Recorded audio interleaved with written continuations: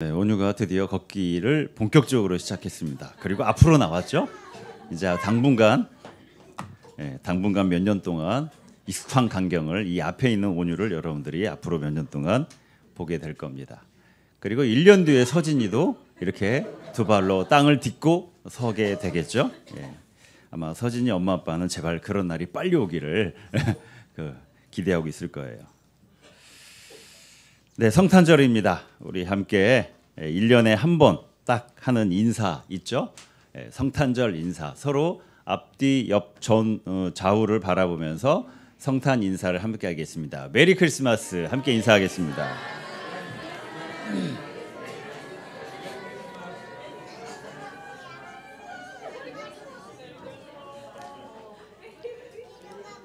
온유야 메리 크리스마스. 메리 크리스마스. 눈에 온통 이 세상을 향한 사람을 향한 호기심으로 가득 차 있어요. 네. 여러분 우리가 지금 함께 나눴던 메리 크리스마스는 성탄절에 가장 많이 서로 오가는 대표적인 성탄절의 인사죠. 우리말로 하면 뭐예요? 기쁜 성탄절. 기쁜 성탄절 되세요. 뭐 이런 뜻이죠. 여러분 이렇게 우리가 지금 메리 크리스마스 인사 나눈 것처럼 성탄절은 크리스마스는 분명히 기쁜 날이고 분명 그 기쁨을 서로 나누는 날입니다. 그렇죠? 그런데 우리가 사는 이 세상을 한번 자세히 살펴보면은 과연 메리 크리스마스 이 인사처럼 이 세상의 모든 곳이 그리고 모든 사람이 메리 크리스마스 기쁜 성탄절을 맞이하고 있을까? 어떠세요? 여러분들은 어떠십니까? 제가 뉴스를 봤더니 어느 한 교회에서 꾸며놓았던 크리스마스 장식을 찍은 사진이 뉴스에 올라와 있더라고요. 이 교회 이름은 성탄기념 루터교회입니다. 성탄기념 루터교회. 이스라엘의 베들레헴에 있는 교회예요.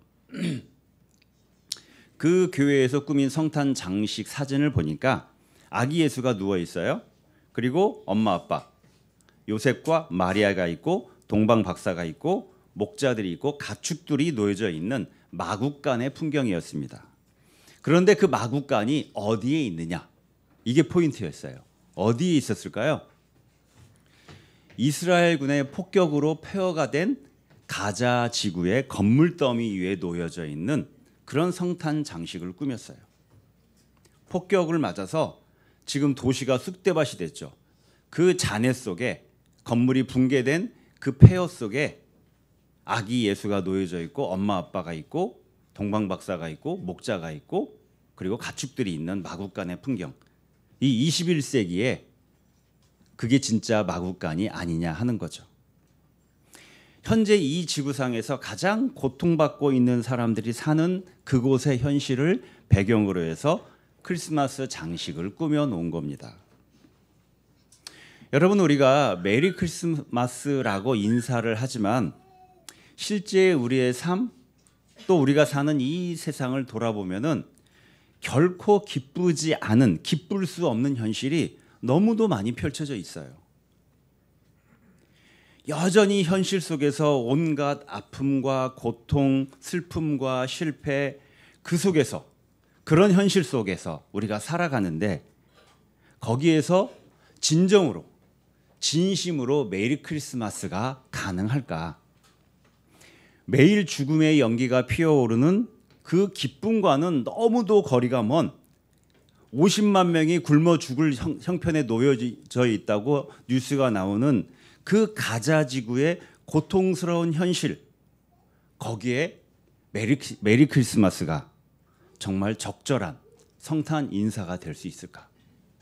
여러분들은 어떻게 생각하세요? 2000년 전에 한 소녀가 있었습니다. 가난한 집에 태어나서 매일 생계의 위협을 느끼면서 살아야만 했던 소녀였어요. 그래서 아마 어릴 때부터 가족들과 함께 먹고 살기 위해서 생존하기 위해서 노동의 현장에 뛰어들어서 열심히 일을 해야만 했을 겁니다. 아마 모르긴 몰라도 윤수리 나이 때 정도부터 일을 시작했을 거고 서아 나이 정도 되면은 이미 숙련 노동가가 됐을 거예요. 숙련 노동자. 이 소녀의 나이는 14살 정도였다고 합니다. 우리가 생각하는 14살의 소녀, 한창 예쁘고 발랄하게 귀엽게 자라고 있는 그 소녀의 모습이 아니었어요. 오랜 시간 어릴 때부터 노동에 시달려서 손은 거칠고 이미 뼈마디는 굵어지고 피부는 온통 새카맣고 그리고 충분히 제대로 먹지 못해서 작고 여린 몸을 가진 그런 소녀였을 겁니다. 당시에 이렇게 가난한 집안의 딸들이 나이가 14살 정도 됐을 때 가족들에게 결정적인 공헌을 할 수 있는 일이 있었어요. 그게 뭘까요? 결혼입니다. 결혼을 하게 되면은 신랑이 신부 집에 지창금을 줘야 됐습니다. 그 신랑이 신부 집에 주는 지창금이 14살 먹은 딸이 그동안 자신이 살아왔던 자신의 사랑하는 가족들에게 인생에서 가장 크게 경제적인 선물을 줄 수 있는 거였어요. 그래서 이 소녀도 이미 한 남자와 약혼을 했습니다. 그런데 신랑이 될 사람이 좀 경제적으로 여유 있는 집안이면 얼마나 좋겠어요. 그러면은 본인의 가족들에게 더 많은 선물을 할 수 있잖아요. 그런데 안타깝게도 그 신랑도 비슷하게 가난한 사람이었습니다. 그의 직업은 목수라고 하지만 지금 우리의 상황에 맞게 이야기하면은 직접 농사 지을 땅이 하나도 없어서 몸으로 온갖 이 일 저 일을 하면서 생계를 유지하는 잡역부였어요. 노가다, 흔히 말하는. 가난한 집에 태어나서 힘겹게 살아갔던 이 소녀는 역시 가난해서 매일 힘겨운 노동을 해야만 겨우 풀칠하며 먹고 살 수 있는 남자와 결혼을 하게 된 거죠. 더구나 제가 예전에도 한번 이야기했지만 이 남자의 나이가 몇 살 정도? 대략 40세 정도로 추정을 합니다. 40세 정도. 어쩌면은 소녀의 아빠보다 더 나이가 많을 수도 있어요. 왜 14살 소녀가 40살 된 남자하고 결혼하게 되었을까? 그때 당시에는 결혼에 있어서 두 사람 간의 나이가 아무렇지도 않았어요. 아무렇지도 않은 중요한 결혼 요건이 아니었습니다. 결혼이 성립하게 되는 최대 관건은 뭐냐? 신랑이 신부 집에 지불하는 지창금의 규모가 얼마큼 되느냐, 지창금이 얼마냐, 이거였어요. 그리고 우리처럼 서로 사랑해야지 결혼하죠. 이거는 그때 당시 결혼 풍습에는 아무런 해당 사항이 되지 않았습니다. 사랑? 얼굴도 모르고 만나서 내 남편이고 내 아내니까 그때부터 정부치고 사는 거예요. 그게 그때 당시의 사랑의 정의였습니다. 신부의 부모와 신랑 사이에 지창금의 합의가 이루어집니다. 그러면 결혼이 성립돼요. 그래서 약혼을 하게 되죠. 어쩌면은 이 나이 40살의 늙은 신랑은 평생의 시간 동안 안 먹고 안 입고 간신히 절약해서 모은 돈을 지창금으로 신부 집에 지불했을 거예요. 그렇게 소녀는 부모가 연결해준 얼굴 한 번도 제대로 보지 못한 나이든 아저씨와 결혼을 하게 된 겁니다. 여러분, 그러니까 이 소녀에게 결혼이라는 게 어떻겠어요? 막 설레이고 막 희망에 차고 그랬을까요? 가난한 집에 태어나서 가난한 집에서 살다가 또 다른 가난한 집으로 옮겨가는, 그냥 다들 그렇게 살아가니까 나도 그렇게 살아야 되고, 이왕 한번 사는데 내가 결혼해서 내 엄마 아빠에게, 내 가족 형제 자매들에게 경제적인 선물을 줄 수 있다면은 그 또한 좋은 일. 그러니까 결혼해야지. 이 정도였다는 거죠. 이렇게 결혼 자체도 14살 먹은 소녀에게 무슨 큰 기쁨이나 설렘이나 희망 이런 게 아니었어요. 도리어 낯선 상황으로 낯선 아저씨하고 함께 살아야 되니까 더 두렵고 불안하고 그랬겠죠. 그런데 거기다가 전혀 예상하지 못한 아주 쇼킹한 일이 이 약혼의 기간 동안 이 소녀에게 일어나게 되죠. 그게 뭔가요? 아직 결혼도 하지 않은 약혼의 단계였는데 임신을 했다는 거예요. 나도 아직 내 몸에서 그런 조짐을 알지도 못하는데 임신을 했대요. 그것도 그 아이가 내가 약혼한 결혼할 내 남편이 될 사람의 아이도 아니에요. 아버지가 누군지도 몰라요. 아버지가 누군지도 모르는 혼외 임신. 여러분, 이거는 그때 당시에는 죽음을 의미했어요.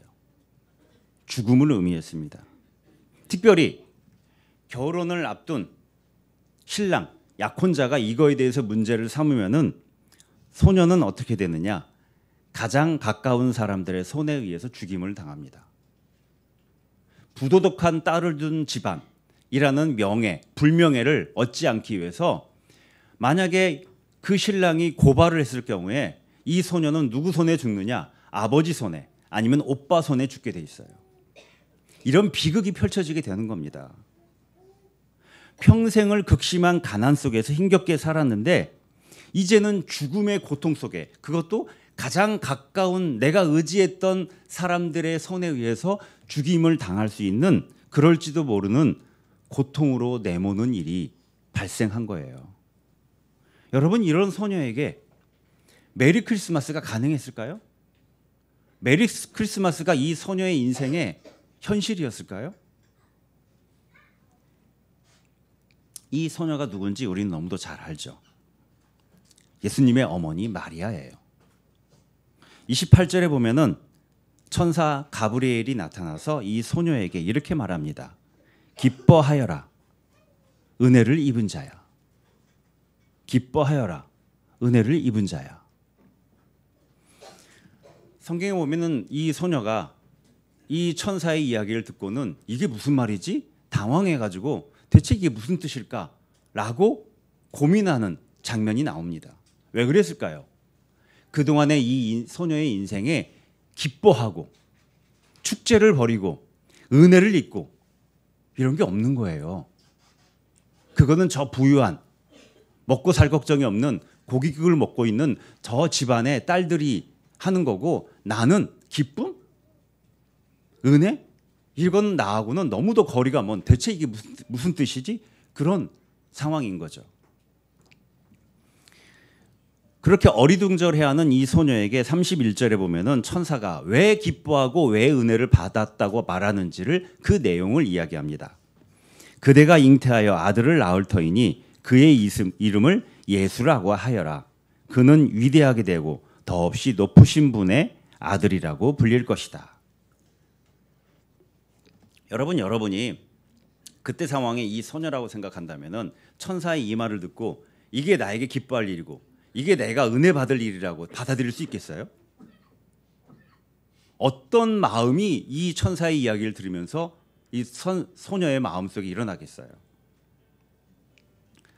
34절에서 소녀가 천사에게 묻습니다. 나는 남자를 알지도 못하는데 어떻게 이런 일이 있겠습니까? 나는 남자를 알지도 못하는데 어떻게 이런 일이 있겠습니까? 여러분, 왜 저에게 이런 일이 생겼어요? 이 소녀의 이때의 질문은 뭐 궁금해서? 호기심 때문에? 진짜 나에게 그런 일이 생겨? 이런 마음이었을까요? 저는 이런 마음이지 않았을까 싶어요. 왜 나에게 그런 일이 생긴다고 말씀하시는 건가요? 아버지가 누군지도 모르는 아이, 그런 아이가 나에게서 태어난다고요? 아니, 지금도 충분히 힘들게 힘겹게 살고 있는데 왜 나에게 그런 일이 생겨요? 아이가 위대하다고요? 근데 아버지가 누군지도 모르잖아요. 그때 당시에는 위대한 아이는 아버지가 위대했어요. 집안이 위대했어요. 그래야지 그 아이도 위대한 거예요. 아버지가 누군지도 모르는 아이인데 그 아이가 위대하다고요? 아니, 그리고 아버지가 누군지도 모르는 아이를 내가 임신했다고 하는데 그러면은 그 아이하고 나는 어떻게 이 세상에서 살아남을 수 있어요? 잘못하면은 죽을지도 모른다는 것을 내가 너무도 잘 알고 있는데 하나님이 일하신다고요? 하나님 저한테 왜 그러세요? 하나님은 꼭 그런 식으로 저한테 일하셔야 되는 건가요? 왜 나를 죽음과도 같은 고통으로 몰아넣으면서 그게 기쁜 일이고 그게 은혜이고 축복이라고 말하시는 건가요? 그런 의미가 이 소녀의 말에 담겨져 있는 게 아닌가 싶어요. 소녀의 이 하소연에 천사가 대답을 합니다. 성령이 그대에게 일하시고 더없이 높으신 분의 능력이 그대를 감싸줄 것이다. 그러므로 태어날 아기는 거룩한 분이요 하나님의 아들이라고 불릴 것이다. 성령이 그대에게 일하시고 더없이 높으신 분의 능력이 그대를 감싸줄 것이다. 너의 그 힘겹고 연약한 현실, 바로 그 자리에서 성령께서 일하고 계신다. 그분의 능력이 너의 그 힘들고 아픈 삶을 감싸줄 것이다. 성령께서 네가 삶에서 겪었던 상처와 모든 아픔을 치유하고 회복시켜 주실 것이다. 이제 너의 가장 약하고 초라하고 비참한 그 자리에서 거룩하신 분이 태어난다. 하나님의 아들이 태어난다. 가장 연약한 너의 그 자리가, 가장 고통스러운 너의 그 자리가 바로 하나님의 신성이 빛을 발하는 자리가 될 것이다. 그렇게 너는 거룩한 사람이 되고, 그렇게 너의 삶은 거룩한 삶이 될 것이다. 여러분, 천사는 지금 이렇게 말하고 있는 것이고, 여러분, 이것이 크리스마스 성탄의 진정한 모습이에요.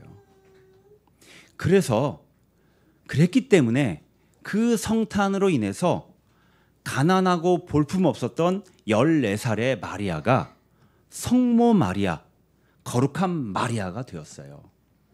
가난하고 늙었던, 그래서 나이 40살에 겨우 결혼할 수밖에 없었던 그 요셉이 성 요셉이 되었습니다. 냄새나고 지저분한 마구간이 인류 역사에서 가장 거룩한 장소, 가장 고귀한 성소가 되었어요. 이게 성탄의 신비입니다. 오늘 이사야서 본문은 우리에게 구원을 이루시는 주님이 마치 연한 순 같다고 말씀하세요. 연한 순 같다. 여러분, 이것은 그냥 연약한 새싹이 아니에요. 흙 위에 노출되어 있는 나무의 뿌리가 있습니다. 흙 위에 노출되어 나무가 뿌리가 이렇게 흙으로 나온 것들이 있죠. 거기에 보기 흉하게 돋아나 있는 반갑지 않은 싹을 의미합니다. 나야 될 때 나지 않고 엉뚱한데 보기 흉하게 나 있는 싹, 아주 힘없는, 그런데 그게 여기서 말하는 연약한 순이에요. 그래서 고운 모양도 없고 훌륭한 풍채도 없고 사람들이 흠모할 만한 매력도 없어요. 그런데 거기서 구원의 역사가 일어난다는 겁니다. 거기서 하나님의 구원이 이루어지게 된다는 거예요. 여러분, 당시 사람들에게 연약한 싹은 구원자의 풍모, 구원자의 비유가 절대 아니었어요. 나무로 비유하면요, 구원의 사건은 늠름한 백향목이나 상수리 나무이어야 됐습니다.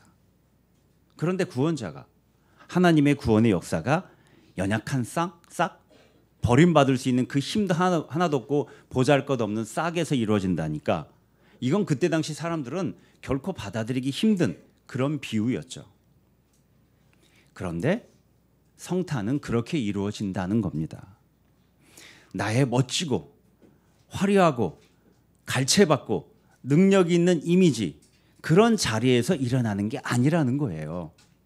남들에게 보이고 싶지 않고 스스로도 외면하고 싶고 가장 부끄럽고 연약하고 보잘것없는 그 자리에서 성탄이 일어난다는 겁니다. 거기에서 하나님의 신성이 오롯이 빛을 발하는 거예요. 거기서 나를 거룩하게 하는, 나를 치유하고 회복시키고 변화시키는 하나님의 역사가 이루어진다는 겁니다. 그래서 신비로운 성탄이에요.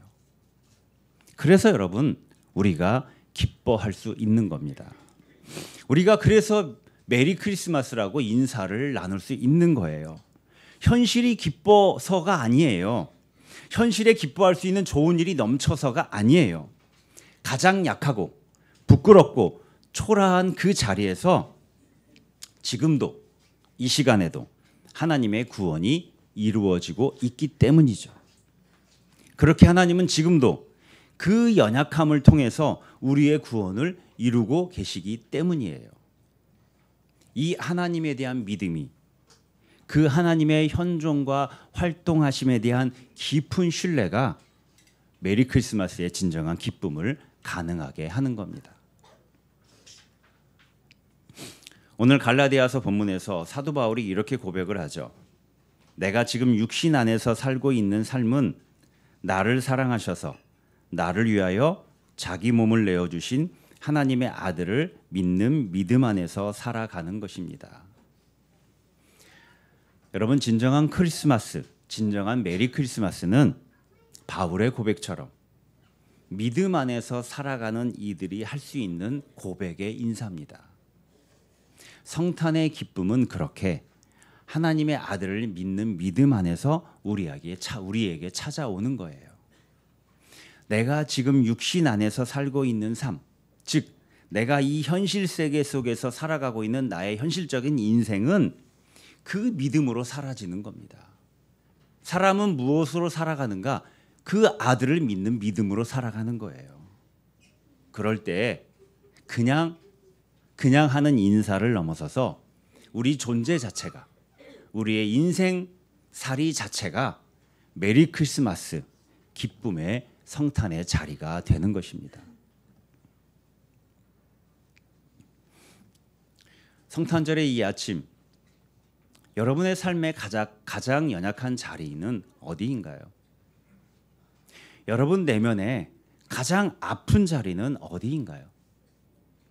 또 이 세상에 가장 고통스러운 자리는 어디일까요? 여러분, 이 시간 그 연약한 싹과 같은 그 모든 자리를 아기 예수께서 태어나시도록 믿음으로 내어 맡기시길 바랍니다. 그 자리에서 생명의 싹이 나고 그 싹이 자라서 아름드리 나무가 되는 하나님의 기적이 일어나도록 믿음으로 그 연약한 자리를, 아픈 자리를, 고통스러운 자리를, 부끄러운 자리를 하나님께 내어 맡기시길 바라요. 소녀 마리아는 마침내 이렇게 고백을 했습니다. 당신의 말씀대로 나에게 이루어지기를 바랍니다. 당신의 말씀대로 나에게 이루어지기를 바랍니다. 우리도 이 성탄의 아침에 마리아와 똑같은 기도를 드릴 수 있기를 바랍니다. 주님의 말씀대로 나에게 이루어지기를 바랍니다. 주님의 말씀대로 나에게 이루어지기를 바랍니다. 기도하겠습니다.